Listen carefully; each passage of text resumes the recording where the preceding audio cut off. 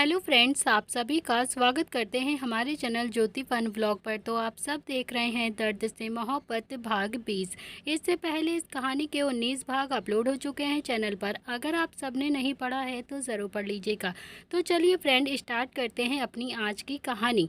अब तक आप सबने पढ़ा था अचंत के दिमाग में कुछ और ही चल रहा था। वो हल्के हल्के से मुस्कुरा रहा था, लेकिन उसके दिमाग में क्या चल रहा था वो तो महादेव ही जाने। इधर यूएस में भी सबको खबर लग गई थी कि खनक और अचंत की शादी बहुत ही जल्द होने वाली है और अब सब खनक को यूएस लाने के लिए तैयारी में लग जाते हैं। सब अपने अपने काम में पूरी कोशिश कर रहे थे कि वो किस तरह से खनक को यूएस लेकर आएंगे ऋषभ के पास। इतना आप देख चुके थे, अब देखते हैं आगे। ऋषभ का कमरा। ऋषभ ने किसी को कॉल किया और थोड़ा सा गुस्से में बोलता है कि क्या न्यूज़ है खनक की? खनक कब आ रही है यूएस? मुझे कुछ भी नहीं पता, जल्द से जल्द वो यहाँ होनी चाहिए। सामने से आदमी ने कहा कि सब कुछ ठीक चल रहा है, वो सब ऋषभ को बता देता है। ये सुनकर तो ऋषभ का पारा एकदम से गुस्से से चढ़ गया। उसने भी फ़ोन को उठाकर पटक दिया और ज़ोर से चिल्लाकर बोला कि नहीं नहीं नहीं नहीं, खनक सिर्फ और सिर्फ मेरी है, उसकी शादी किसी और से कैसे हो सकती है? इतना बोलकर वो सब कुछ उठाकर एकदम से फेंकने लगता है। वो सामने खिड़की के नीचे फेंकने लगा और जोर जोर से चिल्लाए जा रहा था, खनक खनक तुम सिर्फ और सिर्फ मेरी हो, सिर्फ मेरी हो। अगर अचंत से तुमने शादी की ना तो फिर मैं सब कुछ बर्बाद कर दूंगा। इधर आवाज़ सुनकर तो सौरभ भी जल्दी से भागकर ऋषभ के कमरे में आता है और फिर ऋषभ ने भी खुद को जोर से मार लिया था, उसके हाथ से खून निकल रहा था। ये देखकर तो सौरभ अब और भी ज़्यादा घबरा जाता है। वो परेशान हो गया और उसके पास आके उसे पकड़ने लगता है, लेकिन ऋषभ जो सौरभ की सुन ही नहीं रहा था। वो जोर जोर से चिल्लाकर बोलता है कि भाई भाई नहीं, मुझे ना खनक के पास जाना है, मुझे खनक चाहिए। आज के आज ही मैं इंडिया जाऊंगा और खनक को लेकर आऊंगा अपने साथ। ये सुनकर तो अब सौरभ ने भी ऋषभ को हल्के से शांत किया और फिर उसके चेहरे को अपने हाथों में भरकर बहुत ही प्यार से बोलता है कि तुझे इंडिया जाना है ना, तो ठीक है, हम कल ही इंडिया जाएंगे और खनक तेरी होगी। ये तेरे भाई का वादा है, तुझे तैयार हो जा इंडिया जाने के लिए। अब ऋषभ भी बहुत ज़्यादा खुश हो गया था और फिर सौरभ को गले लगाकर बहुत ही प्यार से बोलता है कि थैंक्स भाई, थैंक यू वेरी मच, सच में आप बहुत ज़्यादा अच्छे हो। फिर ऋषभ और सौरभ दोनों ही इंडिया वापस आने की तैयारी में लग जाते हैं। इधर सुबह का वक्त, इंडिया में अचंत का ऑफिस। अचंत जो कि अपना मुंह में पेन भर कर एक फाइल को देखे जा रहा था और उसके सामने उसके 3 आदमी कपकपाते हुए खड़े हुए थे। सबके हाथ एकदम से कांप रहे थे और तभी अचंत ने भी लकी को अपने कैबिन के अंदर बुलाया और फिर बहुत ही गुस्से से बोलता है कि ये सब के सब खनक तक पहुंचना चाहते थे, इनका वो हाल करो कि अब ये खुद की फैमिली तक भी ना पहुंच पाए। और तभी खनक की आवाज़ आती है कि क्या क्या करने वाले हैं आप? बताइए हमें, क्या करने वाले हैं आप इनके साथ? खनक की आवाज़ सुनकर तो एक पल के लिए अचंत को भी समझ नहीं आया कि वो क्या करे और अचंत के ऐसे देखने से खनक को भी थोड़ा शक होने लगा। वो एकदम से बोलता है कि तभी खनक अचंत के सामने आकर खड़ी हो गई और बोलती है कि कुछ पूछ रही हूँ आपसे, क्या करने वाले हैं आप? बताइए ना, हमें भी तो जानना है आप क्या करना चाहते हैं। तो अचंत ने भी टेबल को अपने हाथों से 2 बार बजा दिया। ये देखकर तो लकी भी एकदम से सकपका कर अपने कुछ गार्ड्सों को उन आदमियों को लेकर चले जाते हैं और खनक अभी भी अचंत की तरफ घूरे जा रही थी। तो अचंत ने भी उसका हाथ पकड़कर उसे अपनी गोद में खींच लिया और फिर उसके होंठों पर अपने होंठों के करीब करके बोलता है कि यार कभी तो प्यार से देखा करो मुझे, कभी तो प्यार कर लिया करो अपने होने वाले पति से, मगर नहीं, तुम्हें तो बस हमेशा गुस्सा ही करना रहता है मुझे। इतना बोलकर अचंत ने भी खनक के होंठों की तरफ हल्का हल्का बढ़ा तो खनक ने भी उसके चेस्ट पर अपने हाथ रखकर उसे थोड़ा सा दूर किया और बोली कि बात को बदलिए मत, बताइए कि क्या करेंगे आप मारने वाले हैं ना उन सबको, बताइए मुझे। तो अचंत भी थोड़ा सा इरिटेट होकर बोलता है कि खनक ये मेरा काम है, ऐसी चीज़ें मेरी लाइफ में नॉर्मल होती हैं। तो खनक भी उसे देखते हुए थोड़ा सा गुस्से से बोलती है कि क्या आप मेरे लिए इतना भी नहीं कर सकते हैं क्या? पापा और चाचा भी तो यही चाहते हैं ना कि आप एक अच्छे इंसान बन जाएं। ये सारी चीज़ें छोड़ दें, मैंने आपसे बहुत ज़्यादा प्यार किया है, प्लीज़ प्लीज़ मत मारिए ना उन्हें। ये सुनकर तो अचंत भी हल्का सा मुस्कुरा देता है और बोलता है कि बस इतनी सी बात जान तुमने कह दिया ना तो फिर बस हो गया, मान लो वो नहीं मरेंगे, लेकिन तुम्हें मुझे ना एक किस जरूर देनी होगी। ये कहते हुए अचंत ने भी अपने होंठों पर अपनी एक उंगली रख दी। ये सुनकर तो खनक ने भी अब अचंत के सीने पर अपना हल्का सा हाथ मार पर और बोलती है कि हट, बिल्कुल पागल हो आप, जब देखो तब बस यही सूझता रहता है आपको। मैं तो बस यही कहने के लिए आई थी कि हल्दी पर टाइम पर पहुंच जाइएगा आप, नहीं तो मैं ना किसी और से शादी कर लूंगी। ये सुनकर तो अचंत ने भी खनक की कमर को कसकर पकड़ लिया और फिर उसके करीब जाकर अपने दांतों को गुस्से से पीसते हुए बोलता है कि किसी की हिम्मत नहीं है जो तुम्हें मेरे रहते हुए नजर उठाकर भी देख ले। करीब आने की तो बात बहुत दूर की बात है और शादी तो तुम्हारी मुझसे ही होगी, किसी की हिम्मत नहीं है जो तुमसे शादी कर ले। तो अचंत की आंखों में एकदम दहकते हुए अंगारों को देखकर तो खनक भी धीरे से बोलती है कि अरे मैं तो बस मजाक कर रही थी, आप तो इतना ज्यादा गुस्सा हो गए, मुझे कॉलेज जाना है, छोड़िए मुझे। इतना बोलकर तो खनक भी अब वहां से जाने लगती है, लेकिन अचंत ने उसे एक बार भी नहीं छोड़ रहा और फिर उसने जबरदस्ती खनक को अपने करीब फिर से खींचा और उसके होंठों को अपने दांतों से दबाकर उसे स्मूच करने लगता है। और अचंत के ऐसे करने से खनक को थोड़ा थोड़ा सा दर्द भी हो रहा था और अचंत जो कि खनक के होंठों को जबरदस्ती अपने मुंह में भरकर चूस रहा था, उसे बहुत ही ज्यादा डीप किस दे रहा था। ऐसे ही खनक को स्मूच करते हुए अचंत को 25 मिनट हो चुके थे। अब तो खनक का हिलना डुलना भी बंद कर दिया था अचंत ने और फिर अब अचंत की सजा जैसे ही खत्म ही नहीं हो रही थी। कुछ ही वक्त के बाद जैसे ही अचंत ने खनक के होंठों को छोड़ा तो खनक भी जोर जोर से सांसें लेने लगती है। उसके चेहरे पर भी हल्का हल्का सा पसीना आने लगा था, उसके होंठ भी एकदम से लाल हो गए थे और उसके होंठों से हल्का हल्का खून भी आ रहा था। उसने एक नज़र अचंत की तरफ देखा और फिर अपने आंसुओं को छिपाते हुए जल्दी से अचंत के कैबिन से बाहर निकल जाती है। खनक के ऐसे भागता देखकर अचंत को थोड़ा सा बुरा भी लग रहा था। फिर उसने भी टेबल पर अपना हाथ जोर से पटका और फिर जोर से चिल्लाकर गुस्से से बोलता है कि क्या हो जाता है मुझे, क्या हो जाता है मुझे। इधर रोहन भी अब अपने ऑफिस में आता है तो उसने देखा कि ऑफिस के बाहर अंतरा खड़ी हुई थी। उसे देखकर कुछ वक्त के लिए रोहन भी सब कुछ भूल गया था और उसके होंठों पर एक मुस्कान आ जाती है। वो भी जल्दी से अंतरा के पास आता है और बोलता है कि हे, तुम इतनी जल्दी आ गई यहाँ पर, मुझे बताया भी नहीं तुमने। तो अंतरा ने भी उसे देखते हुए बोला कि प्लीज़ प्लीज़ चलो ना जल्दी से, मैं कब से आपका इंतज़ार कर रही हूँ, मुझे ऑफिस अंदर से देखना है, प्लीज़ मुझे जल्दी से ऑफिस दिखाओ ना अंदर चलकर। यह सुनकर तो रोहन ने भी उसका हाथ पकड़ा और फिर बोला कि हाँ चलो जल्दी से चलते हैं, रोका किसने है। तो अंतरा को भी अब थोड़ा सा अजीब लगा, रोहन ने उसका हाथ पकड़ा हुआ था लेकिन वो फिर भी कुछ नहीं बोलती है और चुपचाप से रोहन के साथ अंदर चली जाती है। इधर खनक ने भी तन्वी श्रेया को सब हल्दी और शादी के लिए इनवाइट कर लिया था। स्वीटी ने भी अगस्त से परमिशन ले ली थी खनक की शादी के आने के लिए। अब वो अगस्त से हमेशा के लिए दूर जाने वाली थी। न जाने स्वीटी ने क्या अपने दिमाग में सोचा था जिससे वो अगस्त से हमेशा के लिए दूर हो जाएगी। हल्दी का दिन आ चुका था, खनक तैयार हो रही थी। अचंत भी शालिनी जी, लकी और अपने कुछ आदमियों के साथ खनक के घर पर आ चुका था। अगस्त और अचंत दोनों ही एक साथ खड़े हुए थे। स्वीटी खनक के कमरे में खनक को आराम से तैयार कर रही थी। खनक के चेहरे पर बहुत बड़ी सी मुस्कुराहट थी। इधर अचंत अच्छे से जानता था कि जो कुछ भी उसे खनक के साथ उसने किया है तो खनक उससे बहुत ज़्यादा नाराज है। उसे ना ही अचंत को कॉल किया था, ना ही उसका कॉल रिसीव कर रही थी और ना ही मिलने के लिए आई थी। उसने एक नज़र तन्वी की तरफ देखा और उसके पास जाकर धीरे से बोला कि मुझे खनक से मिलना है अकेले में, अभी के अभी, कुछ करो प्लीज़, और फिर उसके बदले में तुम जो भी कहोगी ना मैं ज़रूर करूँगा तुम्हारे लिए।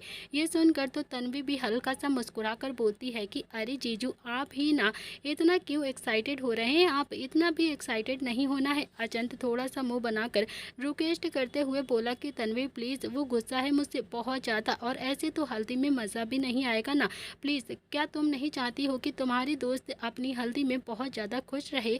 यह सुनकर तो तन्वी भी थोड़ा सा एटीट्यूड में बोलती है कि ओके ओके करती हूँ कुछ। इतना बोलकर तन्वी ने भी अचंत को अपने पीछे पीछे आने के लिए बोला और फिर खुद भी खनक के कमरे में आ जाती है। वहाँ पर स्वीटी खनक के बालों को बना रही थी कि तभी तन्वी भी अंदर आकर बहुत ही प्यार से बोलती है कि अरे स्वीटी दी, अब वो ना आपको विद्या आंटी बुला रही हैं, जल्दी से जाइए, कुछ काम होगा उनको, बहुत ही इम्पोर्टेंट बोल रही थी, मैं देखती हूँ यहाँ पर, खनक को मैं तैयार कर दूंगी। ये सुनकर तो स्वीटी भी हल्का सा मुस्कुरा कर वहाँ से चली गई और फिर स्वीटी के जाने के बाद तन्वी ने एक नज़र खनक को देखा और बोली कि तू रुक, मैं अभी बस 2 मिनट में आ रही हूँ।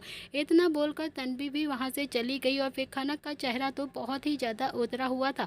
तब उसके पीछे से एकदम से आवाज़ आती है, इतना गुस्सा ठीक नहीं होता है। खनक ने भी जल्दी से पलट कर देखा तो अचंत भी दीवार से टेक लगाकर खड़ा हुआ था और उसे ही देख रहा था। तो उसे देखकर खनक ने तभी जल्दी से उठ गई और जोर से बोलती है कि आप यहाँ पर क्या कर रहे हैं, जाइए यहाँ से, नहीं तो मैं अभी के अभी सबको बुला लूंगी यहाँ पर, ये बहुत गलत बात है, जाइए यहाँ से, आप बहुत ज़्यादा बुरे हैं। खनक बोले जा रही थी और अब तो उसकी आंखों में हल्के हल्के से आंसू भी गिरने लगे थे और तभी अचंत ने भी खनक के होठों को अपने होठों में एकदम से लेकर उसकी आवाज़ को बंद कर दिया था। और ऐसा होते ही खनक की आंखें हैरानी से और ज़्यादा बड़ी हो जाती हैं और अचंत तो बस खनक के होठों का स्वाद लेने में डूब गया था। वो तो उसे डीपली किस कर रहा था और खनक जो बड़ी आंखों करके उसे देख रही थी। खनक बहुत ही ज़्यादा गुस्सा थी अचंत से, लेकिन उसका प्यार उसके गुस्से में भी एकदम से पी जाता था और अभी के लिए वो अपनी आंखें बंद करके अचंत के होठों को महसूस कर रही थी। कुछ वक्त के बाद जब अचंत ने खनक को छोड़ा और फिर खनक की तरफ देखने लगता है तो खनक ने भी अभी भी अपनी आंखें बंद कर रखी थी।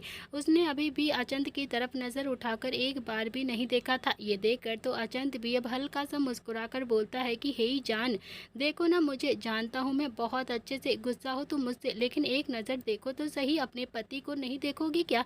अचंत की बात सुनकर तो खनक ने भी धीरे से अब अपनी आंखें खोली तो अचंत उसे ही देखे जा रहा था और फिर खनक गुस्से से एकदम से पलट जाती है और बोलती है कि अब हो गया ना आपका, अगर हो गया हो तो फिर आप यहाँ से जा सकते हैं, जाइए यहाँ से। ये सुनकर तो अचंत ने भी उसकी कमर को हल्के से पीछे से पकड़ा और फिर उसके कंधे पर अपना सर रखकर बहुत ही प्यार से बोलता है कि पता है, तुम्हारे आने से पहले मेरी लाइफ में सिर्फ और सिर्फ मेरा घमंड, मेरा गुस्सा, मेरी अकड़ थी और कुछ भी नहीं, मगर तुम्हारे आने के बाद मुझे बहुत कुछ मिला है। मेरी मुस्कान मिली है, लाइफ क्या होती है ये पता चला है मुझे, प्यार क्या होता है वो पता चला है मुझे।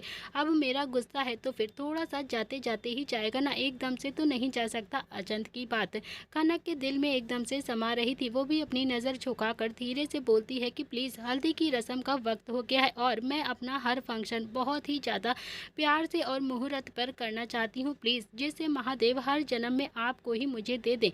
ये सुनकर तो अचंत भी हल्का सा मुस्कुरा कर बोलता है कि ठीक है, जल्दी आना, तुम्हारा इंतज़ार कर रहा हूँ। इतना बोलकर अचंत ने भी अब पीछे से ही खनक के बालों पर हल्का सा किस किया और वहाँ से चुपचाप से चला जाता है और अब खनक के होठों पर भी हल्की सी एक मुस्कुराहट आ जाती है। अचंत के जाने के बाद तन्वी भी जल्दी से कमरे के अंदर आई और बोली कि क्या हुआ है, जीजू ने किस किया ना तुझे? मुझे पता है ये लड़के ना ऐसे ही करते हैं, ऐसे ही करते हैं, ये लकी भी ना बार बार ऐसे ही करता है मेरे साथ। मुझे ये सुनकर तो अब खनक भी अपनी आंखें छोटी करके तन्वी को देखे जा रही थी। उसकी आंखें तो शॉक्ड से हैरानी से बड़ी भी हो रही थी। तभी तन्वी को याद आ गया कि वो अभी क्या बोल रही है, तो उसने भी जल्दी से अपनी आंखें बंद कर ली और अपनी जीभ दांतों तले दबा ली। तभी खनक भी उसे देखकर अपनी एक एब्रो उठाकर बोलती है कि क्या क्या मतलब है तुम्हारा? तो तन्वी कुछ कहती इसके पहले ही स्वीटी वहाँ पर आ गई और बोली कि तुम दोनों क्या कर रही हो इतनी देर से, चलो जल्दी से, अब टाइम हो गया है। स्वीटी को देखकर तन्वी की जान में जान आ जाती है और फिर स्वीटी और तन्वी दोनों ही खनक को लेकर वहाँ से जाने लगती हैं। खनक को देखकर तो हरीशचंद्र जी और हरिकांत जी की आंखों में भी हल्के हल्के से आंसू आ गए थे और विद्या जी और शोभा जी की तो जैसे आंखें पूरी तरह से नम हो गई थी। रोहन राहुल भी खनक को ही देखे जा रहे थे और तभी क्रुश भी भाग के अचंत के पास आया और बोला कि क्या आप मेरी दी को लेकर जाने वाले हो? क्या आप हमेशा के लिए मेरी दी को ले जाओगे? ये सुनकर तो लकी बोलता है कि क्यों, आप ले जाने दोगे अपनी दी को? तो अचंत भी अब क्रुश को ही देखे जा रहा था और उसके चेहरे पर भी हल्की सी मुस्कुराहट दिखी। तभी क्रुश बोलता है कि नहीं नहीं नहीं, नहीं जाएगी मेरी दी, नहीं तो मेरे लिए चॉकलेट कौन लाएगा फिर? और तभी अचंत भी झुक कर बोलता है कि अरे, मैं आपके लिए डेली बड़ी बड़ी सी चॉकलेट लेकर आऊँगा ना, तब भी नहीं जाने दोगे क्या? अब तो क्रुश भी बहुत ज़्यादा खुश हो गया और बोला कि हाँ हाँ, आप ना बहुत ज़्यादा अच्छे हैं, बहुत ज़्यादा, आप लेकर जाओ मेरी दी को। ये सुनकर तो सब जोर जोर से हंसने लगते हैं। रोहन और राहुल भी धीरे धीरे हंस रहे थे और तभी विद्या जी बोलती हैं कि चलो अब जल्दी से हल्दी भी लगानी है, दोनों को बहुत ज़्यादा टाइम हो जाएगा, मुहूर्त निकल जाएगा। ये सुनकर तो सब अपना अपना काम करने लगते हैं और बीच में एक ट्रांसपेरेंट पर्दा लगाया गया था। एक तरफ अचंत और एक तरफ खनक बैठे हुए थे। अचंत ने पीले रंग की धोती पहनी हुई थी और अपने बॉडी पर कुछ भी नहीं पहना था, जिससे वो और भी ज़्यादा हॉट लग रहा था। उसके सिक्स पैक ऐप आराम से दिख रहे थे और तभी शोभा जी बोलती हैं कि पहले अचंत को हल्दी लगेगी और फिर उसके शरीर की हल्दी उतार के ही खनक को लगाई जाएगी। ये सुनकर तो सब पहले अचंत की तरफ ही आ जाते हैं और सबसे पहले शालिनी जी ने अचंत को हल्दी लगाया, फिर अगस्त ने भी आगे बढ़कर अचंत को हल्दी लगाई और फिर लकी ने लगाई। ऐसे ही सब बारी बारी से अचंत को हल्दी लगा रहे थे और रोहन भी हल्के हल्के से मुस्कुरा रहा था। वो अपने मन में ही बोलता है कि आज तुम्हें पता चलेगा कि हल्दी लगाने पर कैसा लगता है। आज तुम्हें ना बहुत अच्छे से सबक सिखाऊंगा मैं। अचंत बाबू, इतनी आसानी से मिलेगी नहीं तुम्हें मेरी बहन, मेरी खनक इतनी आसानी से तुम्हें नहीं मिलने वाली। इधर तन्वी भी एक तरफ खड़ी होकर सब कुछ देख रही थी। तभी लकी ने धीरे से उसका हाथ पकड़ लिया और फिर उसे खींच के एक कोने में लेकर आ गया।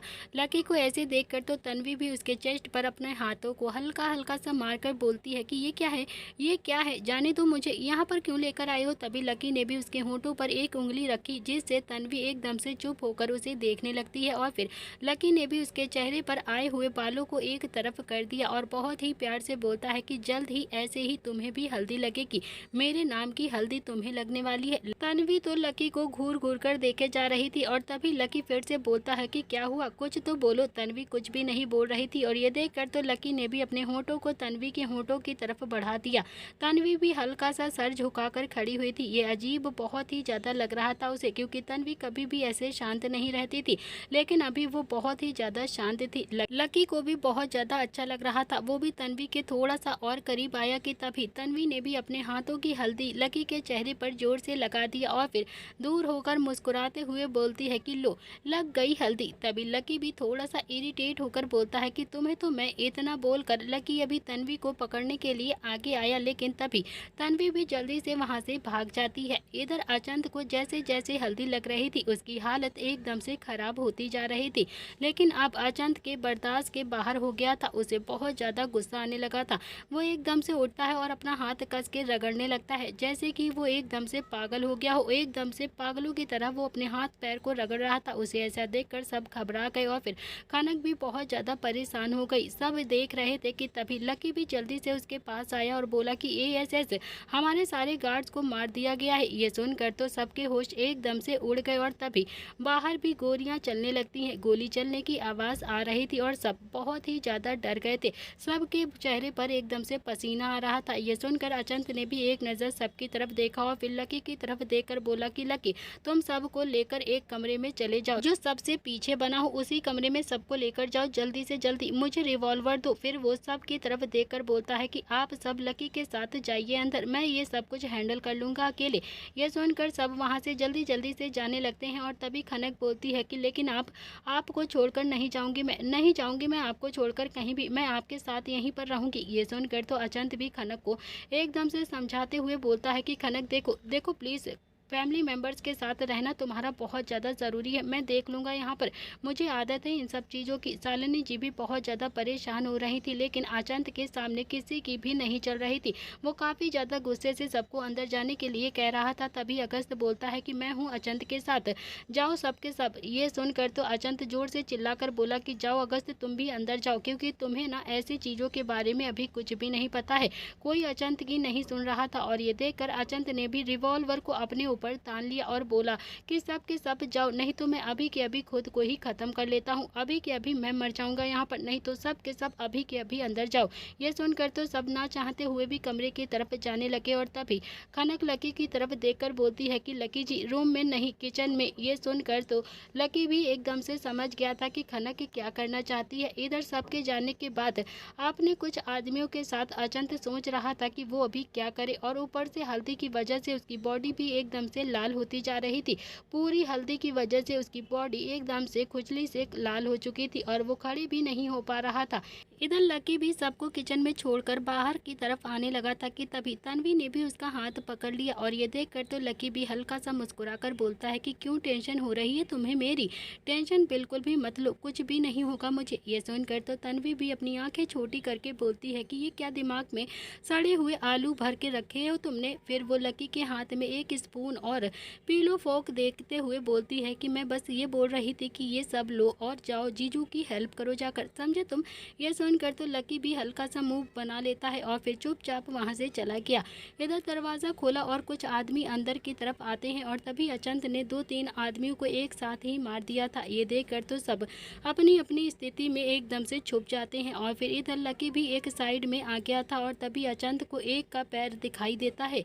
उसने भी गोली चला दी और लकी ने भी कुछ आदमियों को मार दिया था। इधर खनक चाह के भी किचन में नहीं रुक पा रही थी, उसके अंदर बहुत ही ज़्यादा बेचैनी हो रही थी थी और अगस्त भी किचन से ही सब कुछ देखे जा रहा था और रोहन जो कि अलग ही बोले जा रहा था कि कहा था मैंने कि ये शादी नहीं हो सकती, नहीं हो सकती और अभी शादी हुई भी नहीं है और देखो देखो क्या हो रहा है। और सब उसकी बातों को सुन रहे थे और अभी कोई भी कुछ नहीं बोल रहा था। इधर अचंत ने एक और आदमी को मारकर उठाकर फेंक दिया था, क्योंकि अब सबको ऐसा लग रहा था कि जैसे सब आदमी मारे जा चुके हैं। और तभी एक आदमी अचंत के सामने गिरा और दो लकी के सामने आकर गिरे। अचंत ने भी पलट कर देखा तो रोहन के हाथ में बैट थी और फिर कनक के हाथ में भी बड़ा सा स्टील का डंडा रखा था। राहुल के हाथ में भी हॉकी स्टिक थी। सबको देखकर अचंत भी हल्के से मुस्कुरा देता है और फिर कनक की तरफ देखकर मुस्कुराते हुए बोलता है कि यार कभी तो मेरी बातों को सुन लिया करो तुम। वो सब आपस में अभी बातें कर ही रहे थे कि तभी वहाँ पर पुलिस आ जाती है और अगस्त भी उनके सामने आकर बोलता है कि ये देखो इंस्पेक्टर साहब, आतंकवादी हैं ये सब। हम सब ने बहुत ही मुश्किल से खुद को बचाया है इन लोगों से। पुलिस ने भी अगस्त और अचंत के साथ देखा और फिर हाथ मिलाया। जो बचे थे उन सब को अपने साथ में लेकर चली गई थी और तभी अगस्त और अचंत के आदमी भी वहां पर आ जाते हैं और कुछ ही वक्त में घर की सफाई भी होने लगी थी। इधर अचंत की बॉडी भी बहुत ही ज्यादा रेड हो चुकी थी। ये देखकर तो सबके होश बहुत ही ज्यादा बुरे तरीके से उड़ चुके थे। शालिनी जी भी घबरा कर बोलती है कि क्या हुआ है बेटा तुझे। तभी अचंत ने भी रोहन और राहुल की तरफ देखा और बहुत ही प्यार से मुस्कुरा कर बोला कि वो माँ क्या है ना कि ये सब मेरे सालों का प्यार है मेरे लिए। अचंत की बात पर सब हैरानी से रोहन और राहुल को घूर कर देखने लगते हैं तो दोनों ने ही अपना सर नीचे झुका लिया था। और तभी शोभा जी बोलती हैं कि चलो बेटा जल्दी से धोना पड़ेगा, नहीं तो समस्या हो जाएगी तुम्हारी बॉडी पर, इसे जल्दी से साफ करना पड़ेगा। इतना बोलकर अचंत को वो अपने साथ खनक के कमरे में लेकर गई और इधर ऋषभ और सौरभ भी एक होटल में आकर रुके हुए थे। और ऋषभ का क्रोध तो जैसे सातवें आसमान पर चढ़ गया था। वो जोर से चिल्लाकर गुस्से से बोला कि हमारे आदमियों को मार दिया गया है। तभी सौरभ भी उसके पास आया और बोलता है कि ये सब सिर्फ इसीलिए ही था जिससे हम समझ पाए कि अचंत क्या कर सकता है। मुझे इतना नहीं पता था उसके बारे में। अभी अचंत को मारना नहीं है, तू शांत रहे, तू शांत रहे। अभी ना हम अपने दिमाग से फिर से दूसरा प्लान हैंडल करते हैं। अभी ना तू बस अपने फोकस कर अपने दिमाग पर। सौरभ के शांत करवाने पर ऋषभ हल्का सा शांत हुआ और इधर अचंत भी खनक के वॉशरूम में शावर ले रहा था और इधर खनक भी रूम में कुछ लेने के लिए आई थी कि तभी अचंत बोलता है कि यार मुझे तौलिया चाहिए। ये सुनकर तो खनक ने भी अपनी तौलिया ली और फिर सीधा दरवाजे को नॉक किया। दरवाजा खुला तो खनक ने तौलिया अचंत को दे दिया और अचंत ने भी तौलिए के साथ खनक का हाथ पकड़ लिया और फिर खनक को भी वॉशरूम के अंदर ही खींच लिया। अब तो शावर के नीचे अचंत भी धोती में ही खड़ा हुआ था और खनक भी भीगते हुए एकदम से नजरें झुकाकर खड़ी हुई थी। दोनों ही एक दूसरे के बाहों में थे और एक दूसरे को देख रहे थे, क्योंकि अचंत ने उसे कमर को एकदम से पकड़कर उसे अपने बहुत ही ज्यादा करीब कर लिया था। अचंत के होंठ खनक के गालों को हल्का हल्का सा टच कर रहे थे। ये देखकर तो खनक धीरे से बोलती है कि अचंत क्या कर रहे हैं आप, छोड़िए छोड़िए ना, कोई देख लेगा, प्लीज देखिए ना, कोई आ जाएगा ना फिर क्या सोचेगा, छोड़ दीजिए मुझे। ये सुनकर तो अचंत भी अब खनक की कमर को पकड़कर उसको हल्के से झटके से अपने और करीब करते हुए बोला कि अच्छा अब तुम्हारे भाई की वजह से मेरी ये हालत हो गई है, मेरी पूरी बॉडी लाल हो गई है, तो फिर तुम इतना भी नहीं कर सकती हो क्या मेरे लिए। अब तो खनक बिल्कुल ही कुछ नहीं बोल पा रही थी और तभी अचंत उसकी कमर को हल्के हल्के से सहलाते हुए उसकी ब्लाउज की डोरी तक पहुंच गया था। तो खनक अभी कुछ बोलने ही वाली थी कि तभी अचंत ने भी अचानक से खनक को पलट दिया और फिर एक ही झटके में उसकी ब्लाउज को खोल दिया और निकाल दिया। अचंत के ऐसा करने पर खनक एकदम से कांप जाती है और अंदर ही अंदर उसका दिल बहुत ही ज्यादा बेचैन होने लगता है। फिर वो भी जल्दी से अपनी पीठ को दीवार से लगा देती है और फिर अपनी बॉडी को अभी भी अपने हाथों से कवर करके बोलती है कि अचंत देखिए अगर कोई आ गया ना तो फिर क्या सोचेगा हमारे बारे में, प्लीज प्लीज छोड़ दीजिए ना, और वैसे भी अब तो शादी होने वाली है ना, प्लीज बाद में करिएगा, जाने दीजिए मुझे। खनक रिक्वेस्ट कर रही थी और अचंत जो उसकी एक भी बात नहीं सुन रहा था। ये देखकर तो फिर से वो बोलती है कि देखिए अगर कोई भी आ गया ना तो फिर। खनक ने अभी इतना ही कहा था कि तभी अचंत ने भी उसके होंठों पर अपनी एक उंगली रख दिया और बोला कि हमारी शादी होने वाली है बहुत ही जल्द, तो किसी को कोई भी फर्क नहीं पड़ेगा कि हम दोनों साथ में क्या कर रहे हैं या फिर हम लोग साथ में हैं या दूर। तुम इतना शर्मा क्यों रही हो, हम पहले भी तो करीब आ चुके हैं ना एक दूसरे के जान। तो खनक हल्के से मुस्कुरा कर शर्मा रही थी और ये देखकर तो अचंत ने भी अपने होंठों को हल्के से आगे बढ़ा दिया और फिर खनक के लिप्स को एकदम से थाम लिया और धीरे धीरे खनक के लोअर लिप्स को भी अपने होंठों से सक करने लगा। अब तो खनक की हालत खराब हो चुकी थी। वो अचंत को थोड़ा सा दूर करने की कोशिश करने लगती है। खनक ने पहले भी किया था, लेकिन वो हार मान गई। अचंत के होठों का हैंगओवर ही उसके साथ बहुत ज़्यादा भारी हो रहा था, इसलिए अब वो भी धीरे धीरे से अचंत का साथ दे रही थी। कुछ वक्त में ही किस करने के बाद जब खनक को सांस लेने में समस्या होने लगती है तो अचंत भी उसके होठों को छोड़ देता है और फिर उसकी गर्दन पे हल्का सा सरकते हुए उसके ब्रेस्ट पर आने लगता है। और तभी खनक अचंत से थोड़ा सा दूर हो गई और पलट कर बोलती है कि अचंत अचंत, कहा था ना आपने, और मैंने कहा था ना आपसे शादी के पहले ये सब नहीं, तो प्लीज़ इतना नहीं कर सकते हैं कि आप मेरे लिए। तो खनक की बात सुनकर अचंत भी धीमे कदमों से उसके पास आया और फिर उसके बालों को सही करते हुए प्यार से बोलता है कि प्लीज़ प्लीज़ थोड़ा सा पास आने दो ना please, I swear I don't cross my limit, please थोड़ा सा पास आने दो। ये सुनकर तो अब खनक ने भी अपनी नज़रें नीचे झुका ली और फिर अचंत ने भी उसकी ब्रा पर एकदम से हाथ रखा और उसे निकाल दी। फिर उसके एक ब्रेस्ट को जल्दी से अपने मुंह में भर लिया और एक ब्रेस्ट को अपने हाथों से भरकर उसे प्रेस करने लगा। खनक भी ये सब कुछ अपनी आंखें बंद करके हल्के हल्के से महसूस कर रही थी। उसके हाथ भी अचंत के बालों में हल्के हल्के से घूम रहे थे और इधर अचंत अब एकदम से वाइल्ड होकर खनक के ब्रेस्ट का मुंह में भरकर एकदम से भारी भारी से सक कर रहा था। और अब खनक भी अचंत को झेल नहीं पा रही थी, इसीलिए उसने भी जल्दी से अचंत को थोड़ा सा खुद से दूर किया और फिर पलट कर वहां से जाने लगी। लेकिन अचंत ने भी उसकी कमर को पकड़कर उसे फिर से अपने पीछे खींच लिया और फिर पीछे से खनक के गाल पर अपने होठों को रगड़ते हुए एक ही एहसास के साथ बोलता है कि हे खनक, अभी कितना वक्त तुमसे और दूर रहना होगा मुझे, क्योंकि अब मैं 1 मिनट भी तुमसे दूर नहीं रह सकता हूँ। मैं खुद पर कंट्रोल नहीं कर पा रहा हूँ जान, प्लीज मैं तुम्हारे पास आना चाहता हूँ, मैं तुम्हें चाहता हूँ। ये सुनकर तो खनक एकदम से घबरा गई, क्योंकि वो भी समझ गई थी कि अभी अचंत पे उसे पाने की एकदम से सनक सवार हो गई थी, क्योंकि अब वो उसके साथ एकदम से वाइल्ड होना चाहता था। इधर एक कमरे में राहुल और रोहन दोनों को ही बहुत ज्यादा डांट पड़ रही थी कि तभी शोभा जी गुस्से से बोले जा रही थी और हरीश चंद्र जी बोलते हैं कि क्या जरूरत थी तुम दोनों को ये सब करने की, अगर वो हमेशा की तरह पहले जैसा होता तो तुम लोगों ने सोचा भी है ना, तुमने जो किया है उसके साथ तो पता नहीं क्या हाल करता वो तुम दोनों का। हम अपनी बेटी दे रहे हैं उसे, तेरी बहन है वो, और क्या चाहता है कि स्वीटी की तरह ही खनक भी हमसे हमेशा के लिए दूर हो जाए, हमसे ना मिल पाए, वो सब बोल रहे थे। और राहुल और रोहन चुपचाप से सर झुकाकर सबकी बातों को सुन रहे थे। इधर विद्या जी भी शालिनी जी के साथ बैठी हुई थी। लकी, अगस्त, तन्वी, श्रेया और स्वीटी सब आराम से सोफे पर बैठे हुए आपस में बातें कर रहे थे। और तभी अगस्त भी एकदम से उठ गया और विद्या जी की तरफ देखकर बोलता है कि वो वॉशरूम यूज करना है मुझे। यह सुनकर तो विद्या जी भी स्वीटी की तरफ देखते हुए बोलती हैं कि स्वीटी बेटा, अगस्त बेटे को राहुल के वॉशरूम को लेकर जाओ, उसे वॉशरूम जाना है। तो स्वीटी ने भी हाँ में अपना सिर हिला दिया और फिर अगस्त को देखकर बोलती है कि चलो।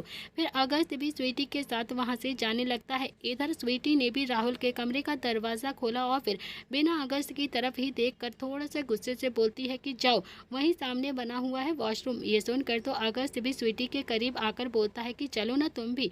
इतना बोलकर तो अगस्त ने भी अपनी एक आंख ब्लिंक कर दी और ये देखकर तो स्वीटी ने भी गुस्से से अगस्त का हाथ जोर से झटक दिया और बोलती है कि जाओ जल्दी से, समझे तुम। इतना बोलकर स्वीटी भी वहां से गुस्से से जाने लगी कि तभी अगस्त ने भी स्वीटी को रूम के अंदर ही खींच लिया और रूम को लॉक कर दिया। ये देखकर तो स्वीटी भी अपनी आंखें हैरान करके बड़ी करके उसे देखने लगती है। वो अगस्त को घूरे जा रही थी कि तभी अगस्त ने भी स्वीटी को बिस्तर की तरफ जोर से ढकेल दिया और बोला कि वॉशरूम तो बहाना है स्वीट हार्ट।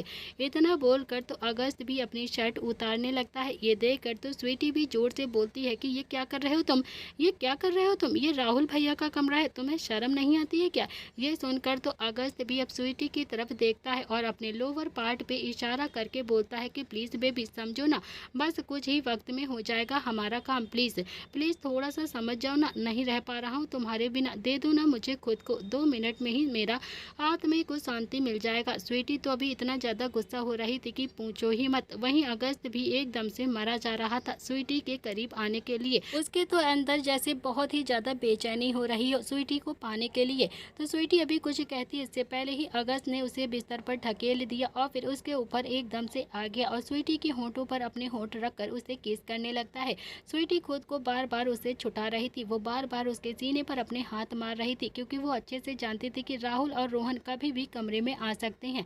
इसीलिए वो अगस्त को अपने हाथों से बार बार दूर ढकेल रही थी, उसे खुद से दूर करने की कोशिश कर रही थी। लेकिन इधर अगस्त जो स्वीटी की साड़ी को एकदम से खींच रहा था, और इधर हॉल में सब बहुत ज्यादा परेशान हो रहे थे, क्योंकि ना ही अचंत खनक अब तक घर से बाहर आए थे, और ना ही अगस्त और स्वीटी, ना ही अभी तक शोभा जी, हरीश चंद्र जी, हरिकांत जी और राहुल और रोहन कोई भी नहीं आ रहा था। ये देखकर तो विद्या जी भी तन्वी और श्रेया की तरफ देखते हुए बोलती हैं कि तुम दोनों ख्याल रखो, मैं अभी देखकर आती हूँ कि ये सब के सब कहाँ पर हैं। ये सुनकर तन्वी और श्रेया ने भी हाँ में अपना सिर हिला दिया, और फिर विद्या जी वहाँ से जाने लगती हैं। लेकिन तभी लकी भी धीरे से तन्वी के पास आ गया, और सामने देखते हुए धीरे से सर झुकाकर तन्वी से बोलता है कि देखो ना, सब अपने अपने वाले के साथ एक कमरे में टाइम स्पेंड कर रहे हैं, हमें भी तो चलना चाहिए, एक बार अपने साथ टाइम स्पेंड करने दो ना मुझे। ये सुनकर तो तन्वी भी धीरे से बोलती है कि तो ये सुनकर तो लकी ने भी धीरे से अब तन्वी का हाथ पकड़ लिया और बोला कि चलो ना तुम भी साइड में। ये सुनकर तो तन्वी भी अब एकदम से गुस्सा से झरझरा जाती है। वो जबरदस्ती की मुस्कान के साथ सामने देखते हुए बोलती है कि साइड में चलना है। तो लकी ने भी हाँ में अपना सिर हिला दिया, और तभी तन्वी ने भी कस के एक अपने पैर से लकी के पैरों पर जोर से मारा, जिससे लकी की जोर से एकदम से चिल्लाने की आवाज आती है, और अपने पैर को वो कस के पकड़ लेता है। यह सुनकर तो शालिनी जी ने भी लकी की तरफ देखते हुए बोला कि लकी क्या हुआ है बेटा। तभी श्रेया भी शालिनी जी की तरफ देखकर बोलती है कि कुछ नहीं, पड़ी होगी लात। ये सुनकर तो लकी एकदम से मुंह खोले श्रेया को ही देखे जा रहा था, और फिर वो अपने मन ही मन बोलता है कि यार बाप रे बाप, सबकी सब एक ही जैसी हैं क्या, ऐसी ही होती हैं क्या। तभी सबकी नजर खनक और अचंत पर जाती है। अचंत भी अपने कपड़े को जल्दी जल्दी से लेकर आगे की तरफ आ रहा था, और खनक जो जल्दी जल्दी से उसके पीछे पीछे आ रही थी। खनक की आंखें कुछ कुछ नम लग रही थी, और अचंत भी काफी ज्यादा गुस्से में लग रहा था। तो वहीं दूसरी तरफ स्वीटी भी काफी ज्यादा गुस्से में लग रही थी, और अगस्त भी। तभी विद्या जी भी अब शोभा जी, हरीश चंद्र जी, हरिकांत जी और राहुल रोहन के साथ वहां पर आ जाती हैं। तभी अचंत भी शालिनी जी की तरफ देखते हुए बोलता है कि माँ एक्चुअली मेरी बॉडी पर अभी भी बहुत ज़्यादा ईचिंग हो रही है, और मेरे एक क्लाइंट ने अर्जेंट बुलाया है मुझे, क्योंकि वो सब अर्जेंट में वापस भी जाना चाहते हैं। तो फिर अब मेरा काम तो हो गया है ना, यहाँ पर आप लकी के साथ घर पर आ जाना। तभी शोभा जी भी जल्दी से बोलती हैं कि लेकिन बेटा अभी तुम्हारी हल्दी उतर गई है, लेकिन खनक को तो लगी भी नहीं है। ये सुनकर अचंत ने भी एक नज़र खनक की तरफ घूर कर देखा और बोला कि सॉरी शोभा माँ, लेकिन मुझे जाना बहुत ज़्यादा ज़रूरी है, इस वक्त मेरा जाना बहुत ज़्यादा इम्पोर्टेंट है, और वैसे भी अब मेरा काम तो ख़त्म ही हो गया है, मुझे नहीं लगता है कि अब किसी को भी मेरी यहाँ पर ज़रूरत है। खनक अपनी आंस भरी नज़रों से अचंत की तरफ ही देख रही थी, लेकिन अचंत वहाँ से गुस्से से चला जाता है। ये सब कुछ देखकर तन्वी और श्रेया को भी ऐसा अजीब सा लग रहा था, उन्हें भी कुछ कुछ थोड़ा सा शक हो रहा था कि शायद खनक और अचंत के बीच में कुछ ना कुछ तो हुआ है। तभी अचंत जल्दी से वहाँ से निकल गया, और इधर खनक का लहंगा भी एकदम से भीग गया था, लेकिन वो धीरे से वैसे ही वहाँ पर बैठ जाती है, और फिर सब उसे हल्दी लगाने लगते हैं। स्वीटी भी उसके पास आती है और हल्दी लगाने लगती है, लेकिन खनक की फीकी सी मुस्कान के पीछे उसकी उदासी स्वीटी एकदम से भाप गई थी। उसने भी अपने मन में बोला कि हे महादेव, क्यों कर रहे हैं आप ऐसा, क्यों कर रहे हैं आप मेरी बहन के साथ ऐसे, हम बहनों के साथ ऐसा मत करिए प्लीज। प्यार करके भी आंसू हैं और ना करके भी आंसू हैं, मुझे तो ढकेल ही दिया है आपने नरक में, लेकिन मेरी खनक को तो उसकी खुशी दे दीजिए प्लीज, वो बहुत ही ज्यादा मासूम है, कुछ भी नहीं समझती है। फिर स्वीटी भी वहाँ से हटी तो श्रेया भी आती है, और श्रेया ने भी अब खनक को हल्दी लगाते हुए इशारों में पूछा कि क्या हुआ है, इतनी ज्यादा उदास क्यों है। तो खनक ने भी एक फीकी सी स्माइल दी और ना में अपना सिर हिला दिया। इधर शालिनी जी भी खनक की नम आंखों को देख पा रही थी। वो भी अपने मन में बोलती है कि कुछ नहीं हो सकता है इस लड़के का, यह लड़का बिना कभी नहीं सुधर सकता है, फिर से वो कुछ किया होगा इसने खनक के साथ। और इधर शोभा जी भी, विद्या जी भी अब आंखों ही आंखों में आंसू लिए उसे हल्दी लगाने लगती हैं, क्योंकि खनक घर की जान थी, और ना चाहते हुए भी अब सबको खनक को अचंत जैसे लड़के को सौंपना ही था। वह सब भी अपनी बेटी के आंसू को देख पा रही थी, लेकिन कोई कुछ भी नहीं कर सकता था, और फिर वो जल्दी से हल्दी को संपन्न कर देती हैं। शोभा जी भी सबके तरफ देखते हुए बोलती हैं कि आप सब खाना खा लीजिए, अचंत ने तो कुछ भी नहीं खाया। ये सुनकर तो सब अब शोभा जी की तरफ पीछे जाने लगते हैं कि तभी अगस्त ने भी स्वीटी का हाथ पकड़ लिया, और फिर सबको देखते हुए बोलता है कि वो एक्चुअली मुझे भी घर जाना होगा, स्वीटी को लेकर वो कुछ जरूरी काम याद आ गया है मुझे। ये सुनकर तो विद्या जी भी जल्दी से आती हैं और बोलती हैं लेकिन लेकिन बेटे खाना तो खाकर जाओ ना आप। ये सुनकर तो अगस्त ने भी एक नज़र स्वीटी की तरफ देखा और बोला कि सॉरी, हम घर पर खाना खा लेंगे। फिर वो स्वीटी की तरफ देखकर बोलता है कि बेबी चले।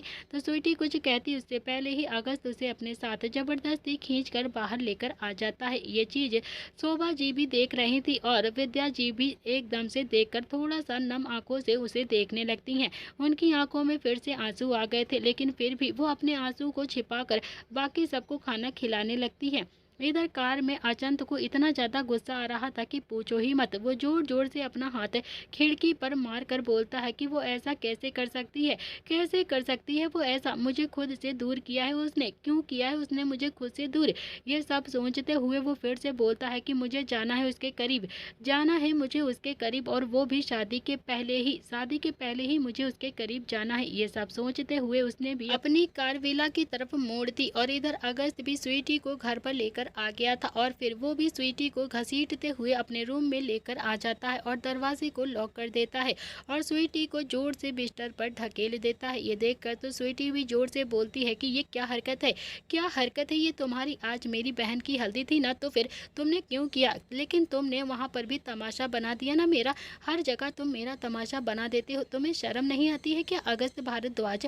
अगस्त भी हल्के हल्के कदमों से उसके पास आके आया और फिर बिस्तर पर एक पैर रख कर बोलता है कि बेबी तमाशा मैंने नहीं, तुमने बना दिया है मेरी कोई गलती नहीं है। अगर तुम मान जाती तो फिर मुझे ढकेल कर खुद को मुझसे दूर ना करती ना, तो शायद अभी तुम अपनी बहन के साथ वहाँ पर होती और अपनी बहन को शांत कर रही होती। ये सुनकर तो स्वीटी भी बहुत ज़्यादा शॉक्ड होकर अगस्त को देखने लगती है और फिर धीरे से बोलती है कि मतलब तुम्हें पता है कि खनक को मेरी ज़रूरत है।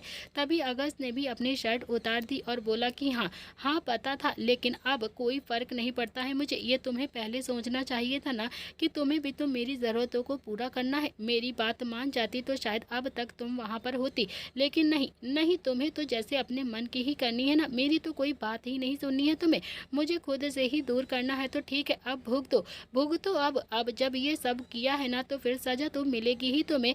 अब जब तक मैं चाहूँगा तब तक तुम्हें बिस्तर पर मेरे साथ ही सोना होगा। ये सुनकर तो स्वीटी भी बेड पर गिरी हुई अगस्त को ही देखे जा रही थी। उसे समझ में नहीं आ रहा था कि अगस्त किस किस्म का इंसान है।